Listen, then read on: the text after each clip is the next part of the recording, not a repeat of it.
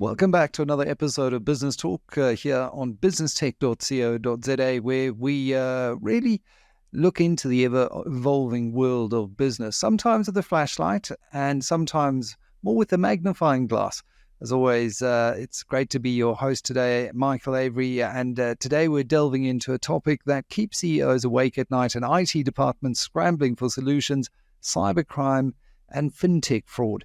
Joining us is someone who has probably seen more cybercrime than most of us see spam emails. Bernard Hotz, the head of business crimes and investigations at Werksmans, and he's here to help us understand what's lurking in the digital underworld and, more importantly, how businesses can protect themselves from becoming the next headline.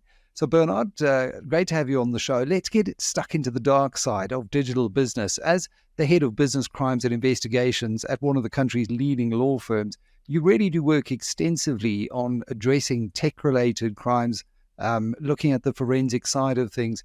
Maybe you could just start by unpacking the main forms of cybercrime and fintech crimes that we're seeing in South Africa today.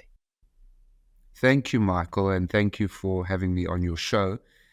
I'm going to talk about basics because no matter how much we evolve over the years, and when I talk about evolving, I'm talking about technologically evolving, we have to keep in mind the basic principles. So I'm going to do two things. When it comes to fintech, I'm going to tell you something, and when it comes to cybercrimes, I'm going to tell you another thing. When it comes to fintech, I always say to people, if something is too good to be true, sprint as far away as possible. So what we've seen happening with fintech is a very clever thing, because the banks, let's take the banks for instance, the banks, as we all know, have spent and continue to spend an enormous amount of money on security. Notwithstanding that, there's still glitches within the bank, but you and I can both say, and I'm sure you use mobile banking just as I do, and every couple of months there's another evolution to it. There's something else to try and protect your security, which is great. That's what needs to happen. But what criminals have figured out is it's too difficult in the main to rob the bank. So what do we do now? What we do is we lure our victims in by appealing to desperation, by appealing to ignorance, by appealing to vulnerability. And we say to those victims, go and take the money out of the bank yourself. Okay, we don't want that. You take the money out and you come and you put it on our platform. It's ingenious. It's a robbery. You've actually participated in the robbery. You've taken your own money and you've put it on a platform. Okay. Therein lies the difficulty, because what do these platforms do? They make you promises. They put Elon Musk on there. They put the Oppenheimers on there. They put whoever on. And people, you never know what time of day or night somebody is feeling vulnerable. And they look at something and they say, oh my God, I've just been retrenched, or I've just got paid out this. And here's an opportunity to catapult myself into another dimension. I can have that yacht. I can drive that fancy car. And guess what? You don't have to worry, because the criminal says, I'm not touching your bank. So therefore, there's nobody looking after me. You actually giving me your money willingly. So that for me is a fundamental problem. If it's too good to be true, sprint away. So now what happens? You go into this platform, and we've seen what's happening in the news with this Banksy platform. Okay, well they say, okay, the fisc have stopped that, but guess what? We got another entity over here, and we got common shareholders, common directors, but we're not the same. But come bring us your money. So my concern is that what has happened with fintech is that you no longer see that criminal with a balaclava and a gun saying, give me your money. You've now got this globalization. You've got people who are anonymous. You've got these people sitting, God alone knows where they are in the world, and you are voluntarily allowing yourself to be robbed. Now, yes, you may say that's an overly pessimistic view, but not really. Because if you look at what's happening around the world, the authorities are realizing the drastic need to regulate these various platforms.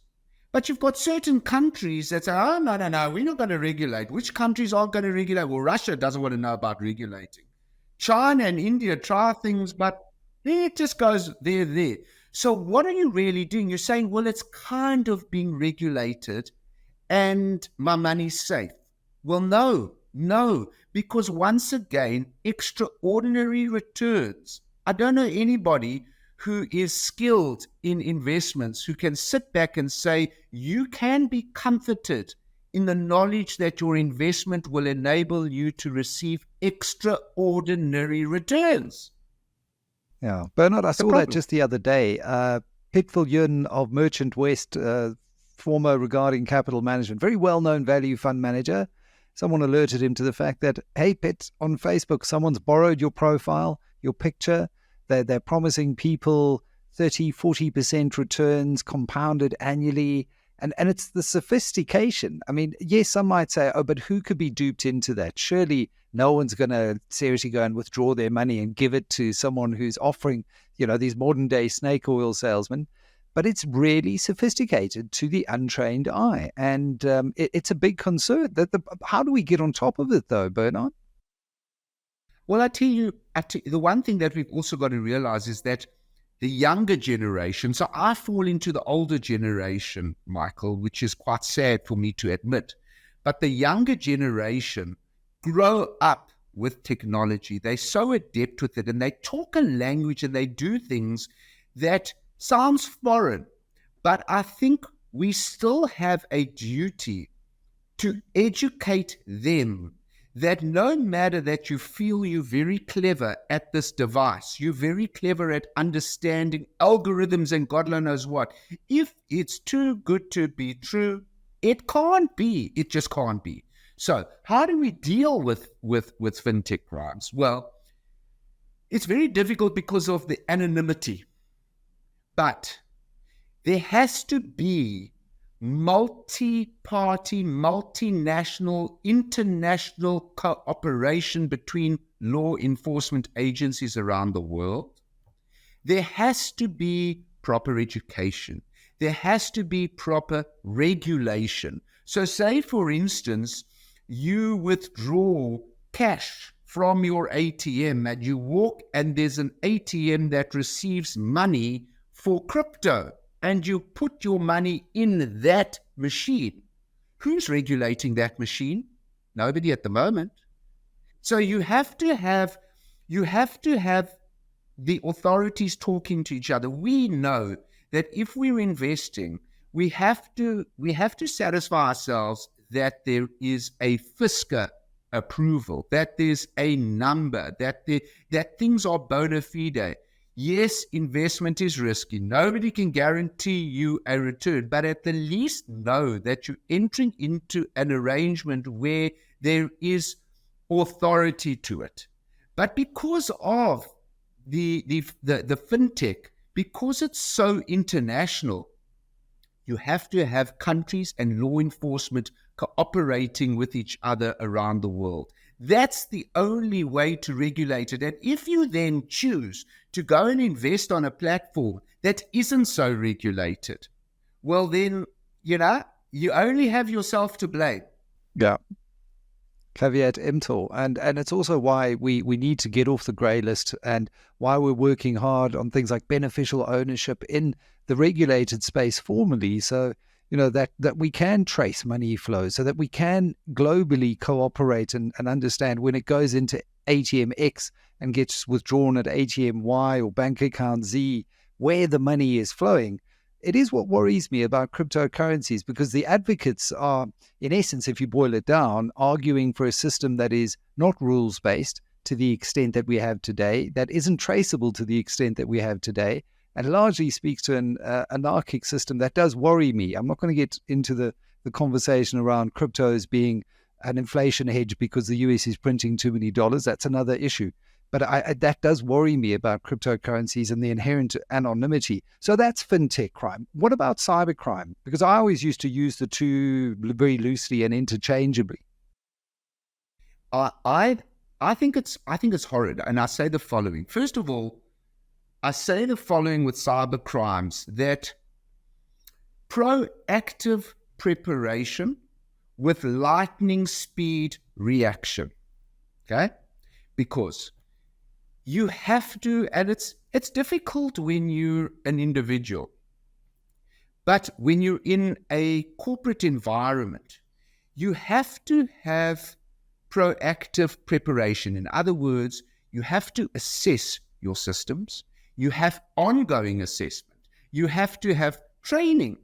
You have to have this ongoing training, because it is so easy to fall victim to AEC, to phishing, to ransomware, to hacking. How do you know these things? You can only know these things if there is ongoing training. And the thing with ongoing training, and I'm as guilty as the next person, you get these videos that say you have to watch X amount of videos within certain time period, otherwise you're going to be called into the headmaster's office and you're going to be shouted at. So, but it's important, because you might think that you're immune to it. But the people who've fallen victim to these things, much like the Ponzi scheme victims who may turn around and say, wow, I thought I was part of an elite grouping of very wealthy people who were invited into this, not for you lowerlings over there. You don't fall within that category. We're all too clever and too wealthy. That type of thing. So you've got to have this ongoing training. And then you've got to have regular health checks. But as we all know, with regular health checks, there can still be a problem. And it's going to be the Ghostbuster. Who are you going to call? You have to have that lightning speed reaction to say, if I have a problem, who am I going to call? And what does it mean when I call somebody? Well, number one, statutorily, it says I have to report. I have to report in terms of the Cybercrimes Act, Section 54. I may have to report in terms of PRECA, Section 34. I may have to report in terms of POPIA, Section 22. See, us lawyers, we can rattle off sections like in our sleep, okay? You're very impressed with that, I know. But so you've got the statutory form, but does that help you? No, it doesn't help you, because it's only an insurance policy I've reported. So you need to have the tech geniuses. And fortunately, my team has been working with a firm, one of my service providers, for the last 25 years, who are the doyens in this country. They're FBI approved. They do work for law enforcement. And those are the kind of people that you've got to get in and say, help me. Where does this thing come from? How do I stop it? Make sure that my systems are continuously updated. And that's your commitment. It's got to be an ongoing commitment. The problem that we have with cybercrimes individuals, I think it's very, very sad. I'm a firm believer that when older people who've given their best to society deserve to retire in peace and prosperity. Unfortunately, with retirement planning, with the best will in the world, nobody can afford to retire. So inevitably, you've got people in their older age who feel vulnerable. So what do they feel vulnerable to? They feel vulnerable to this lovely romance scams. They feel vulnerable to, here's a little bit of a quick deal for me. And they're on their own personal devices. And the next thing you know, they're victims to cybercrime. How do they deal with that? And that's a cause for concern, because we don't have effective law enforcement really to help the small person.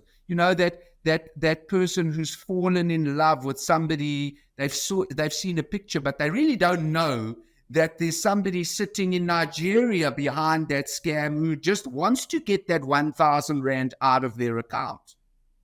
And 1,000 Rand, who's going to care about it? But 1,000 Rand may mean a fortune to that poor person. So once again, that has to come through education. And also, one finds that the older people, not just the older people, but the less educated people are given devices, smart devices, and they don't really know how it works. So now all of a sudden they're getting a call from somebody who says, I'm pretending to phone you from your bank or from your cell phone provider, and I'm going to send you a code and just do it so that I can help you and save you from a criminal. Meanwhile, you're talking to the very criminal. Yeah, yeah. I mean, it's almost like you've been speaking to my mom recently. She had one of those, but I've Did she told tell her you? a million times, Mom, if anyone phones you, call me first before you do anything, press anything, accept anything. And so she did. But it shows you they prey, these malicious actors, on the vulnerable. And the problem is, to your earlier point, they're located all over the world in some less strict, less compliant jurisdictions. So how easy is it really to catch a fintech or a cybercrime malicious actor? Are we talking about a needle in a haystack or something more achievable? I would love to say that it's easily achievable, but that's just not so. Because unless, of course, you've got like-minded experts around the world who can act with lightning speed, and I would say that's the exception rather than the rule. You do have things like that happening, but that's the exception rather than the rule. What we have to do, I believe, is we have to, as much as possible, educate, continuous education, and not believe that a day can go by where you're not saying to somebody, be careful, too good to be true, run away. 1. 2, regulation. We have to force as much as possible because we see that Fisker, for instance, I think they're overworked. I really do. But they are actually helping a situation. They are. More so than law enforcement. Law enforcement comes at that end. So you don't have, for instance, proactive law enforcement. You really have reactive law enforcement. And the moment law enforcement is brought in, you've already suffered a loss. And the chances of you recovering financially are very slim. So we've got to try as best as possible and prevent that financial loss from occurring. The reaction, yes, of course, we must have the reaction, but the aim must be education and regulation to try and prevent that financial loss from happening. Yeah. So, I mean, you mentioned it earlier. For a business, you've got to say, if you've been hacked or what's happened, who are you going to call? Well, clearly, you're going to call Bernard Hotz, and you've got this team of crack experts over the last 25 years. They've been dealing with this. Maybe you could just share exactly what kind of support you offer in that aftermath of one of these digital crimes. Because I think in that moment, often if firms don't have a plan in place, you can make all kinds of mistakes that further compound whatever's going on. So take us through the kind of support one can expect if you pick up the phone and say, Bernard, we need your help. Perfect. I mean, that's, the analogy, I always remember this because years ago, I acted for a truck manufacturing company, and I didn't know at that stage that, at an airport every morning, they switch on the engine for the fire trucks, and that engine is kept running the whole day because if there is a truck, if there is a fire, they don't want to take the chance of having to start the engine and it doesn't start. It's ready, in, and it goes. Now, we've got to do the same thing here. So what do we do? First of all, we got to be proactive. So you phone up Werksmans and you say, I need a health check. I need education. Come in, assess my situation. Let's do a test. Let my guys come in and see how easy it is to penetrate you. And by doing so, they can then advise you, do this, do that, do this, do that. Now, that's a very important thing, and that should be a regular health check. Just like you take your car in for a service, you need that. Let's assume you break down. You need your roadside assistance. Well, what does that entail? It entails phoning my team and saying, for instance, we've been attacked, a ransomware attack. What do we need to do? How do we handle this? Well, it's a multifaceted thing because, as you can imagine, the first thing, importantly, is to never negotiate with terrorists. Never. You can't. Okay, so you can't pay the ransom. You just can't. So, unless you want to. But I wouldn't advise that because the moment you pay one ransom, you then send a signal that you easy pickings. But So the first thing you got to do is get the experts in. And our team would go in and they would engage and they would deal with what they can. In other words, first thing they've got to do is preserve as much as possible to make sure that your crown jewels are secured. So in coming in first, they would advise you, make sure you got your backups. Make sure you do this. If you got a ransom, the first thing people want to do is switch off a computer. Don't do that. Don't do that. Phone us first. We will tell you. So we've got to preserve your crown jewels. We've got to make sure that they are secure. Then we've got to try and separate them, ring fence them from other things. So they go in and they assess the technical issues over there to best protect you from any further vulnerability. And then they've got to try and find where your stuff may be. And my guys are very good at that. You know, there's something you'll be aware of, things people called white hats. White hats go onto the dark web, and it's funny what they find on the dark web, because sometimes they may very well find your crown jewels on the dark web that are being sold to the highest bidder. So it's important that you've got people who actually know how to navigate that highway of thievery. Same time, you're going to have to deal with your statutory obligations. Statutory obligations are important, but what's most important too is your reputation. You've got to deal with your reputation. You've got to engage. You can't sit back and pretend it's not happening. So you've got to have a plan. Who do we engage with? What do we tell them? How do we tell them? How do we allay their concerns that they're not at risk? How do we ensure that the whole airport isn't shut down? Which is a very interesting thing. Do you know that my IT guru says the following?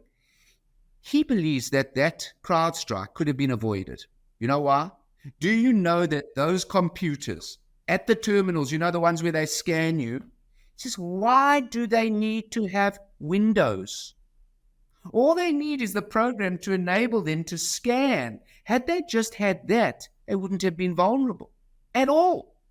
So it's about people knowing what's going on, continuously evolving and being part of the international organizations who are seeing this in their various jurisdictions and how they're trying to combat it.